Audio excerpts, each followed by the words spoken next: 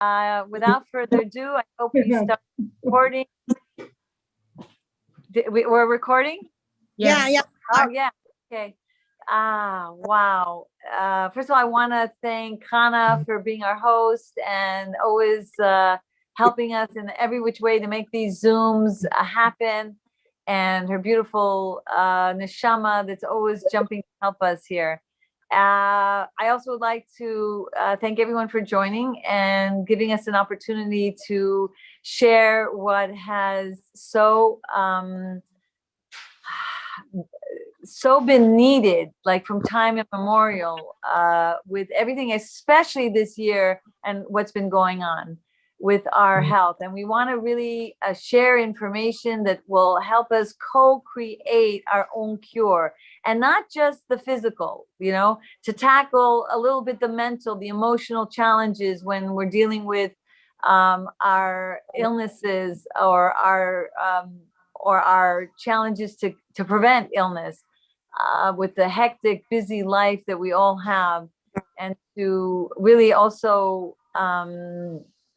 give a chance for our dear sister Tobi, who is here, and maybe we'll start now, because we're in a room here at Elisa El Kayam's home. And at first I thought maybe I would start, and I feel like I want to give her the spotlight first, and then let her share some of her stories and what she's been going through. And then I'll take reign a little bit and share with you my little journeys and what has helped me in keeping myself well, after having battled many different challenges, keeping myself healthy. Tobi, thank you so much for including me in your work, for cheering me on, for giving me also the chizuk. When I was on the phone with her, and hearing some of the things that she was going through, I felt like her voice needs to be heard. And her journeys and her challenges hopefully will give us chizuk to make greater effort to keep ourselves healthy. We all can learn from each other. Tobi, are you okay with starting now? Well, first of all, for everybody that's on here, I am not Felipe Orner. That's my husband. I am Tobi Rubinstein. So that's who I am. So nice meeting everybody. It's a pleasure to be here, and it's a pleasure to be doing something with Miriam Yerushalmi, which is like beyond my expectations. So I'm gonna break down that sentence. Today, really, I am honestly happy to be alive, to be able to have this conversation with all of you.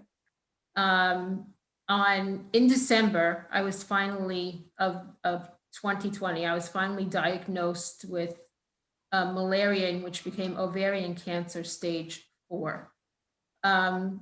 And I'm here to have this conversation with you. So this, I have to just say, Min Shamayim, I am so grateful to God. And along with my gratitude to God, I am grateful to Miriam Yerushalmi in a very personal way, besides just her being an incredible professional. She's an incredible human being, and I'm here to testify for that. When I was first diagnosed, I can't tell you that I went, Chaste Hashem, I'm so happy I have this disease, because I'm just not at that level. And I don't know many people that are. I freaked out. I was given a death sentence. I could not believe it. This started Rosh Hashanah, when I felt very uncomfortable being in shul. And I thought that it was the mask and the restrictions and the COVID and all the stress that I had, because my husband, thank God, recovered from very fatal, actually a very bad disruption with COVID in 2020. So I had thought this was, just an accumulation of a lot of bad stuff. I went from a pulmonologist because it started off as fluid in between my lung and my chest cavity, and finally got properly diagnosed from the origin of it in December.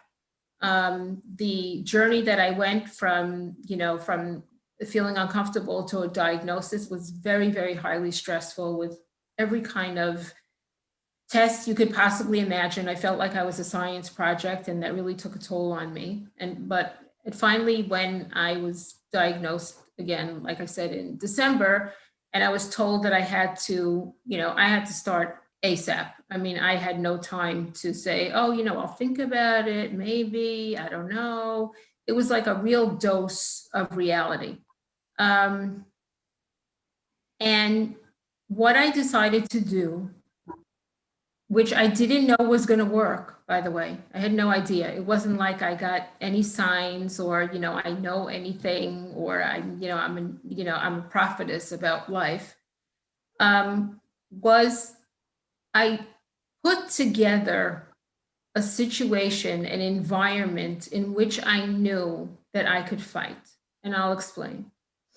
The first thing that I did was put together a group of women that I knew were my prayer warriors that had my best interest in mind.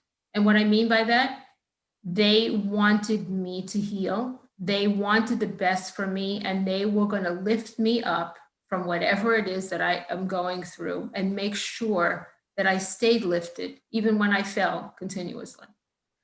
One of those people happens to be Miriam Yerushalmi.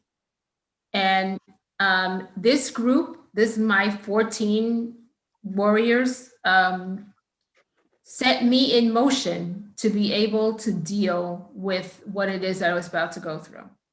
I started my chemotherapy in January. Was my first chemotherapy, which was, it was bad. It was bad, and I wasn't prepared for it. And no matter what the doctors tell you, you're not prepared, because they really are not, they really don't know what the individual is going to feel like. And it was an adventure, for the lack of a better word, that got me here.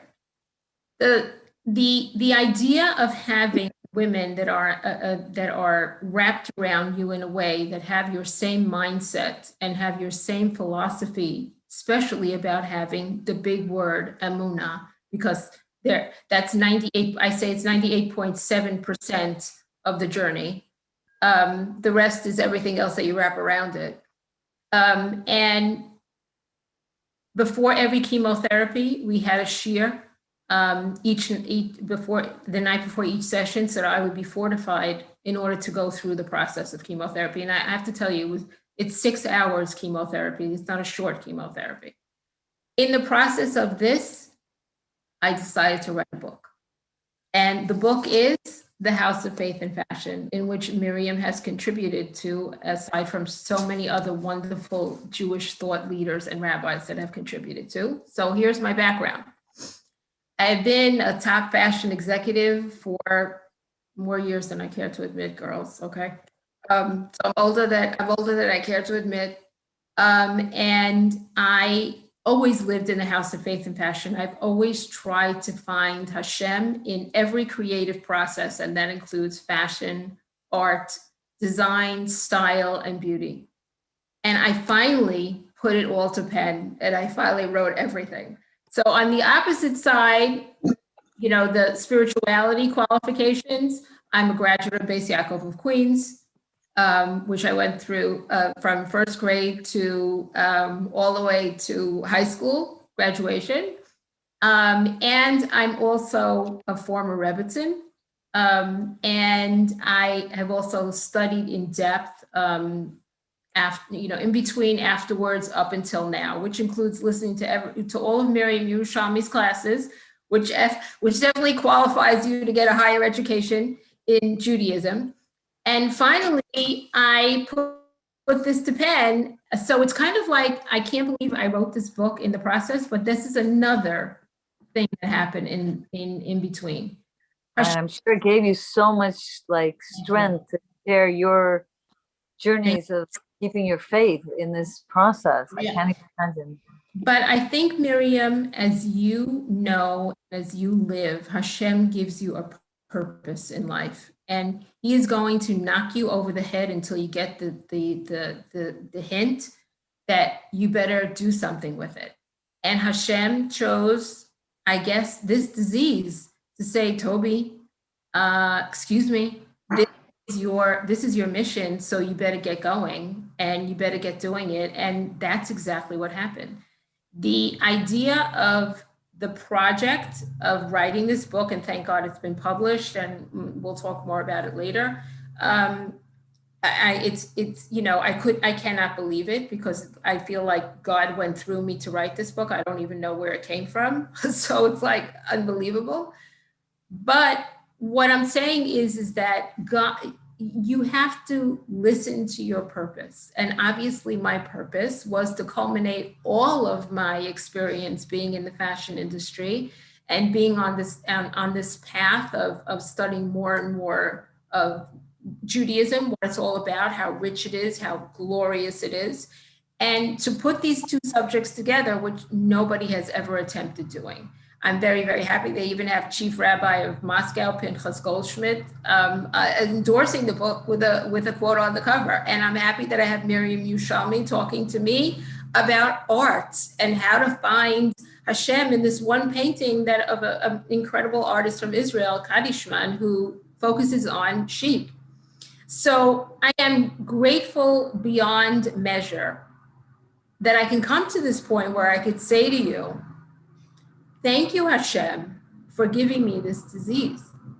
Thank you, Hashem, for giving me the fortification of these incredible women. And I have to tell you, they're incredible. I could cry, really. I don't even know what to say. They're my influencers. I'm not big on Instagram influencers. I'm big on real influencers, people that really influence you in life. And my group, my prayer group, and my Miriam Yerushalmi is one of them. So it's not just, look at the message, ladies. I promise you, there is a message. Hashem sends you a message. He doesn't give you anything that you can't handle, because God knows I really didn't think I was going to be able to handle this, nor did I think my eyebrows would grow back and I'd be able to sit here today and have this conversation with you. So I'm honored. I really am honored, and I'm going to try not to cry. So I'm giving it back to you, Miriam, because my mascara is going to run. Oh, my dear. First of all, God gave you definitely a gift of writing. Every time I read your articles, I'm so inspired, and you have like sassiness and a fun way about it and the humor about it, but the message gets definitely across. And when you started this journey, I was just like definitely there's going to be a mission from this, because you're the type of personality will not sit still without uncovering like a powerhouse reason of forging ahead new territory to make things happen for others. And I know you were talking about like your emotional challenges when you were going through this, and how different modalities like 3D therapy and how prayer and how emotional support that you got from your friends that made all the difference in the world. Maybe you want to speak a little bit about that and how that was part of your cure. Yeah, well, you know, the one part was the number one part was the Emunah kicking in. And I have a phrase, I'm not a realist, I'm a faithist. You have to fly above, in this type of case, you have to fly above reality, because you have reality telling you, your doctor's telling you one thing, and you go, wait, I'm not listening. You're not God, I'm not listening. You're exactly. not, I'm not listening. So you only doctors fly above. They can't diagnose the they just do the best they can. So I say I'm a faithist instead of a realist. The secondly is to surround yourself with the most positive people that share your values and have your back. Now, that's something that might be a little bit cruel to say, because there's some people that don't have your back. And you find out very easily when you fall who's there for you and who's not there for you, who just wants the story and who wants you to have a better story about yourself. The third thing Yeah, Hashem gave me the most incredible husband, so I can't say that I could possibly ever do this without my husband, without my daughter, without my family. So thank God for that. The other thing that I practiced because Miriam pointed me in the right directions was dimensions therapy, which I found extremely helpful in two ways. One, in a therapy situation, and the second was, it didn't just say, well, when you're sitting in therapy, sometimes it's, well, what do you think? Well, what do you think? Well, what do you think? This was absolute exercises every day for you to do something. So what I'm saying is, it gave you homework. It gave you practices of what you have to do every day that you incorporate within your everyday life. And then also targets to the specific organs that have been impacted by this disease. And it unlocks the stress factors or trauma factors that were within each of these organs.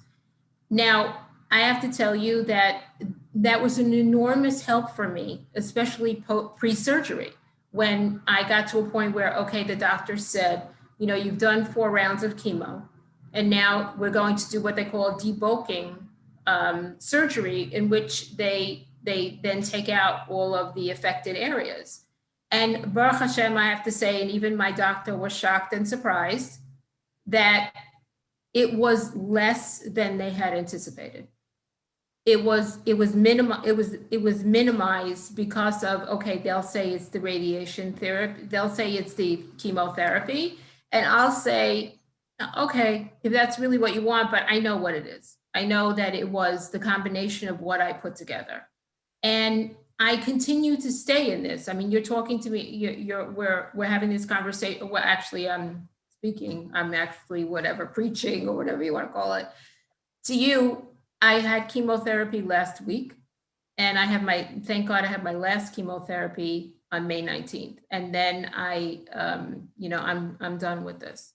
But the other thing, it really, why you need to surround yourself with all of these factors and all these fortifications is because for the lack of the better word, it mamish cuts you to the core as a woman. It's a disease that gets you, it attacks your beauty. It attacks your sense of being a mother, being a woman, being a wife. So I'm telling you, the Yetzer Hara works in this disease like never I ever encountered. Underneath here, I look like a baby bird with little hair growing out. My husband says, "You look like a baby bird," because I have just fuzz, G.I. Jane fuzz underneath here. I was telling Miriam that I'm so happy that my eyebrows grew back, that I don't have to stick with the pencil just drawing something like I'm a pretend doll. And the fact is, look, I had ovarian cancer. It took out my reproductive organs. Yes, that my kitchen's closed and I'm post-menopause, and and thank God, but it's like all the things that are women get assaulted. So you gotta hang on. And you need all of these things to hang on. You really, really do. You need that type of support, because there are days that you are out, and then there are days you're okay. So you need a support system to hang on to this roller coaster ride, because Hashem wants you to be on this roller coaster ride. Hashem wants you to find the purpose of your roller coaster ride. Hashem wants you to end the roller coaster ride and then do something about it. Help other people, help other women, help somebody understand, I get you, I've been there before, I know what you're going through. Let me help you. This is what helped me. So Miriam, I'm pointing to Miriam. I'm pointing to the Zoom screen. This is the real deal, Miriam. So I'm here as the absolute cheerleader of her. I'm the head cheerleader of the Miriam Yerushalmi. No. It's about, I'm so touched, really. I didn't expect all this. I just wanted you to share your story to inspire people to then take the next steps to do whatever they can to maximize the process of us living in this hectic world, and trying to carve out the time to self-care, whether Yes. you're challenged with just headaches or tiredness, or leak or pain or arthritis or something, God forbid, like, More serious. More yes, serious. more. I totally agree. I mean, you have to take care of yourself, and you have to do what you can to take care of yourself in order to go through these times, because these times are here. These times are, they will be, and they probably, Right. they are, and they always will be. So you have to really definitely take care of yourself. And part of taking care of yourself is making sure that you have time to have these type of discussions, to listen to these type of shiurim. Because my husband makes fun of me. He says, you know what, I don't take Xanax. I click on a shiur, and that calms me down. Yes, thank God, thank God. I'll Mhm. tell you a little bit about my journey. Like, I was like rushed to the hospital from a very young age, always had major issues of digestive disorders. I had H. pylori at one point for 5.5 years. I had super arthritic challenges, being in hospitals for 2 weeks at a time, not being able to move. I had severe allergies for months at a time, and like so hard to breathe and even go outdoors for like 2 months or three. And many doctors, and everyone did their part to try to help, and many even holistic healers, and everyone did their part, and I gained a lot from every which way I went, but still recurring problems, and still worsening over the years, the severity of the incapacity, and a lot of people just don't know that so much about me, and they look at me and like, really? Like, you went through that? And I didn't really share much with people because I just didn't feel at that point like, why burden them with my problems, or why make them feel bad that I'm coming to go give a shiur and I can't barely breathe and I'm just like standing there pretending as if I was okay and try. I remember like every step walking to 770 was as if I was like a 30-mile marathon, and every breath I was speaking was as if someone was almost socking me in the stomach. It was really that intense at one point for like 5.5 years straight, and going from place to place, and thousands and thousands and thousands of dollars, and like I thought, maybe that's it, I have to suffer, and my whole life I'm just gonna have to suffer.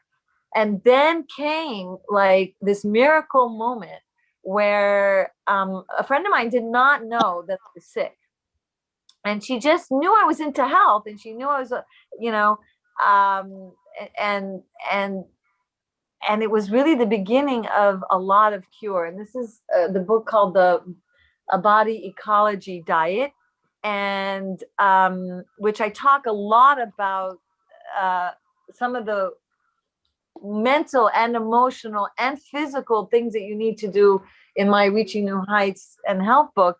But because sometimes, like, you'll learn whether Dr. Sarno or Dr. this or Dr. that say, and 3D therapy also talks about that 90+% of like challenges in your body has to do sometimes with like emotional well-being and mental well-being and past traumas. But I'm telling you, as much as those things do help and we have to tackle, the spiritual aspect also is a big part of it, like a big part of it.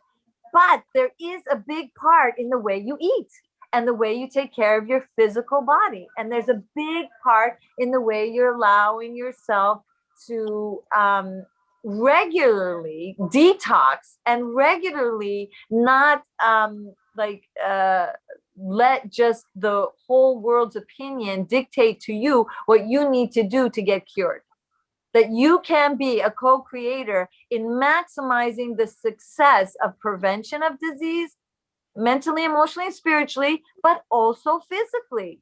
Our body is our vessel to contain everything of our holy soul. But if we're not taking care of our body, we're not feeding it the right food, or we're not making sure that we're, taking care of it by sleeping enough and by drinking enough and by choosing the right foods and the right combinations, then we're not being as efficient to keep our body at maximum vitality and maximum prevention.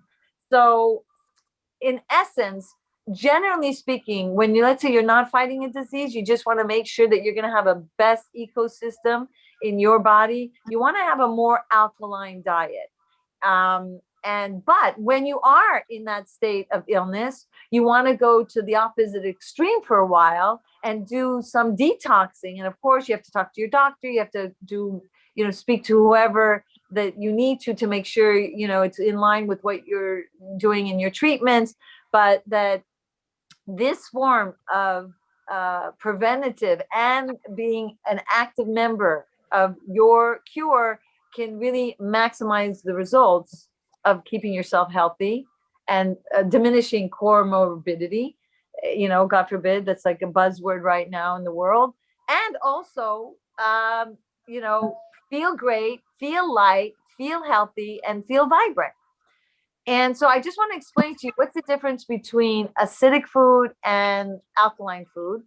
Alkaline food, as you probably already know, are the more plant-based foods. And it's not that we're not supposed to have acidic food like, proteins, like animal-based proteins. But when you're fighting a disease and when you want to go through a detox to allow your body to reset, going on the extreme side, as the Rambam says, to go on a more alkaline diet, even 80% of your intake of what you're eating throughout the day could be alkaline to 100% alkaline food. There's a paper here, and I have to give credit to Holistic Body Culture. I did some classes with her and she let me share this. Her name is Jenya. She's a holistic naturopath, and she writes here on a time frame. I'm going to try to post it in our CBTT group and then the Shama Connections, whoever is connected, so you'll actually get a picture of this and you'll see what is more neutral, what is more alkaline. So I'm just going to say a few of the more alkaline foods. All the greens, spinach, broccoli, Brussels sprouts, cabbage, cauliflower, all the greens and cucumbers. Definitely, to have a big salad, like for lunch and for dinner, and then have a little, maybe, grains that are what she recommends is like quinoa or millet or amaranth, in the process of trying to detox your body to allow your ecosystem to recalibrate. Because when you're fighting a disease, or even just want prevention, because over the years you're eating this, you have stress, you have, let's say, mercury, you have all kinds of things that's getting into your system.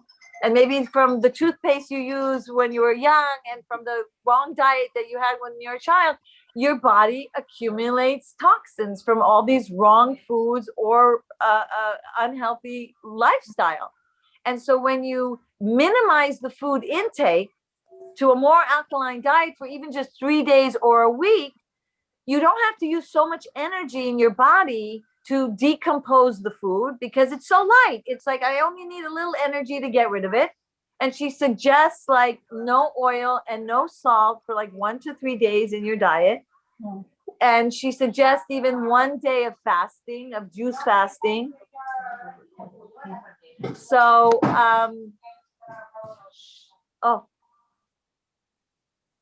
sorry. So sorry. Oh, no, it's okay. So the idea is that when you overeat or even eat normally, like you normally do, and it's even not overeating, your body needs energy to break down the food. But now if you're fighting a disease, God forbid, then you need maximum energy to heal your body. So the lighter foods, lightens up the process of the digestion, freeing up energy so that the body can use its energy to fight the disorder. So for me, anytime I feel anything coming up, disease can't survive in a right, as right. So the Louis Alkaline. Pasteur says that more than fearing a disease or a virus, fear that your body is a perfect habitat for this thing to accumulate and grow in you and to spread and to, like, multiply. So overall, a more alkaline diet is good for everyone, but especially someone who is going through something, needs to take a 3-day to 1 week, detox in removing these other substances that will free up the body's naturally organic power within to like store up the excess energy into using it to help heal your body. Because when you overtax your body with too much food, then almost all your energy is battling, well, what am I going to do with all this extra food? And there's more energy into breaking down the food, and there's more energy that's needed to try to get rid of the extra, because the extra food that you eat becomes toxic. And let me explain, like an overstuffed washing machine, that the detergent can't come and break down the food, right? Oh, break down the food stains, right? You have an oil stain or you have a this stain, and you need the enzymic suds to get to all parts of the clothing to make it clean. But if it's overstuffed and there's no room for the liquid detergent to move around, then they won't get the job done. So when the stomach is overstuffed, then the enzymes can't reach the location of the food, and the food stays there, and it becomes putrid, and it becomes toxic, and it becomes acidic. And then the food then doesn't know where to go, because it can't go everywhere. It just stays there, and it becomes even more putrid. But then eventually it has to move, because more food is coming and it has to get out.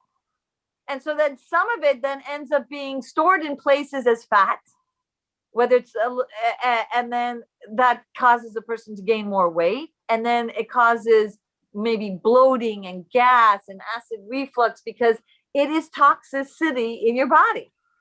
So one of the ways to make sure that you don't overeat is to really chew your food before you take more food in. Like, to chew your food well causes the first enzymes in your mouth to break down the food, and then the food will more easily and more smoothly land to your stomach, and then you'll get the signal, oh, I'm full, I don't need any more food. But a lot of times we're so rushed and we eat very quickly, but we still feel hungry, and then we eat more, but we don't know that we're actually done, because the food didn't get to our stomach, because the big clumps of food is going very slowly down to our stomach. So that's like a real key component to not overeating, so that you do have less food to have to decompose, and to have enough enzymes reach the place of where your food is in your stomach, to be able to then smoothly transit to the different parts of your body that needs this energy. She's very big into probiotics, which is really quite important to help digest your food and to keep your gut really healthy with these kinds of substances that will help all the digestive process and make sure that that your gut is clean. And so many years people may be taking different medicines or different antibiotics, and many people live in very toxic city fumes. There's just so much that if we take care of doing our part of not burdening our body with more heaviness by whether it's overeating, or she says, and which many practitioners are out there preaching it. The Food for Life book and Fit for Life, I think it was called. Just many people out there saying that food combination is critical, not to allow the food that was alkaline turn into acidic. Imagine you have an amazing alkaline diet, and then you end up adding something that doesn't match, like protein and carbs doesn't match. And when the enzymes don't match, one enzyme is for the protein and another enzyme is for the carb, and you're eating it at the same time, then the enzyme can't get to the food to break it down. And so then what happens, again, it turns acidic, and you had so much alkaline food in there. And in a blink of an eye, you chose one thing wrongly in the way you're combining your food, and it converts everything into a very acidic temperature, which then ends up again making your body a habitat for like these viruses or these diseases to like basically ferment in your body and then cause more susceptibility to any kind of illness. And I'm telling you, I used to have bronchitis and pneumonia, and every 3 weeks or a month, I had some serious disease or illness. And besides the stomach ailments, and besides the allergies, and besides, because even though like, you know, I was kind of like this, and I wasn't so much overeating, but I was really combining my food wrongly, because I was thinking, okay, no dessert, but I'll have a fruit after the meal. And then there would be so much cramping and gas and nausea. And I didn't know like that because of the fruit that I ate after meal, thinking I was healthy and choosing a healthy lifestyle, that wasn't working for my body. So this is sometimes very hard. You know, you're in a situation and everyone's eating the cake, and you'll say, okay, I'll have the fruit after the meal. But then you notice, you know, you might have a headache for some of you. Some people don't feel the difference after they ate wrong food, or they combine food. Their body's so used to the wrong combination, they're not even sensitive to what it really feels like to feel healthy and alive. They just always feel like, rah, and they think that's how you're supposed to feel. But once they change their diet this way, they feel light, they feel vibrant, their legs go up the stairs more easily. They feel clear-minded. They don't feel so fuzzy and like brain fog, and they feel, so many of the people that I have helped train them to change their way of lifestyle in their eating habits say, I can't believe I feel 20 years younger. I just feel like when I was 18 again. When these types of wrong bacteria thrive because you ate wrongly in combination, it steals away your minerals, and it steals away like all the minerals and calcium and things that you need to be able to be healthy. So it's not even just by the moment of like, oh, well, if I ate more properly combined, I'd feel live and I feel light, but it actually affects the next day and the next day and the next day, which actually can affect that chance, God forbid, of making your chances, chas v'chalila, just that much higher. And I don't like to I don't want to speak in the negative, but this then ends up, you know, affecting your immune system and your endocrine system. And we really have to make the choice to restore our environment, to not let these opportunist parasites say, oh, you chose to eat this way, and now I have a great place to be, and you made me user-friendly in your ecosystem, and now I can have more control of proliferating in your body. Now, again, some people have the best diets. Some people exercise, got vitamin D from the sunshine. And some people, like holy tzaddikim, got not well, like it has nothing to do with their spirituality, and they didn't have emotional clearing. And like God only knows, you know, who needs to go through what. But here's about what we can do to be co-creators in our own cure and our own preventative measure. God will choose in the end, but we have to do our part and make sure that we really starve these pests in our body. Because if you have, let's say, sugar, and you have all these like very heavy duty, like uh, I'd like to call them enemies, you know, that just want to wreak havoc in our system. So by doing this detox, by making an effort to be more aware of how you eat, how you combine your foods, making sure, number one, the Rambam says, number one, prevention is even more important than what you eat, is under eating. Number one. Wow. Number two is exercise. Number three is how and what you eat.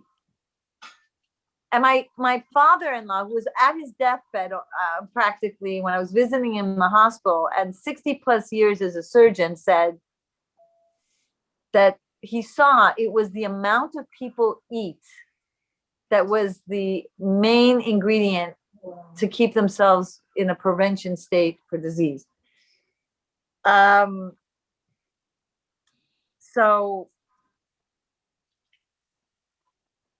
which is interesting. There's a Nrf2 enzyme that is activated in your body that is anti-inflammation and anti-everything aging property that is activated when you eat. You know, we eat blueberries, we eat, you know, like the broccolis and all the like greens, and, you know, to maximize our potential of getting these antioxidants, which eat up the free radicals that can be flying in our body because of the stress or the hormones and the environments, and or the antibiotics that we used to take, or the fillings that we have in the mercury, all these things, like when we're not aware of, can activate these free radicals that will proliferate and then make our body more acidic and toxic.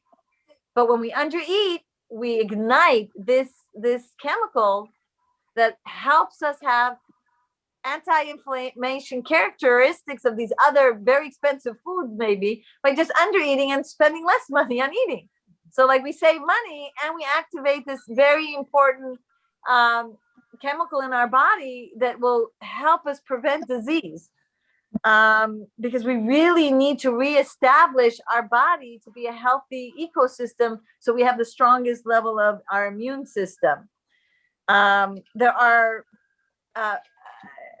key principles to really understanding what acid food does and what alkaline food does. And although, yes, you need both, you know, from a physical perspective, many people have seen that people who are totally vegetarian, like, can also get very sick because they lack some of the nutrients that are found in the food groups. The Lubavitcher Rebbe teaches us, as well as I remember in Alter Rebbe's teaching, that we need the holy sparks of all the animal groups. We need to elevate the beef and the chicken and the fish. Like, there's something to these more than the eye meets up with, and more than even science can be technically advanced to explain why. There's a spiritual component that our body needs. We become wise from beef. There's something in beef that makes our mind like smarter. There's something to the spiritual level of these products, but in moderation. So acidic foods, though, contract the body. It tightens it, it constricts it, and that's why we don't want too much of the acidic foods, like the beefs and the cheeses and the chickens and the poultry. We need it, a small portion of it, in small amounts, maybe in the size of the palm of your hand, not your whole hand. That's the amount you need. You don't need that much per meal. If you're going to eat a protein meal, you're either going to eat an alkaline meal, like with the plant-based, or you're going to eat a protein meal. You're not going to like have carbs and proteins together, because they just don't mix, and it makes for you to gain more weight. You know, if you want to keep slim, like, you have to, you know, realize that makes it harder for you to keep sleep when you mix foods. But for healing purposes, contracting foods allow your body to open up, allow for the free flow of all the enzymes and all the minerals and everything in you to get to all the places in your body. So if you have too much of an acidic body, you're constricting the flow. And then the body's holding on to the food and it's not allowing it to move to the right places. And then it stays in the area and then it becomes more, God forbid, putrid and toxic, especially if you're overeating the amount you really need of that particular acidic food. Do you guys understand what I'm explaining? Yes. I hope it's making sense. I'm taking notes, Miriam. Yes. I'm taking notes. Because when the body's too constricted, then circulation is slow. The elimination is slow. So that means you're more, God forbid, constipated. You're more holding on to things. And the more you hold on to things in the body, because they're not a free flow, the more it becomes putrid and toxic, as we said before. And fermented foods actually help the process. Yeah. Does it also make a difference if the food is cooked raw or So, yeah, so different people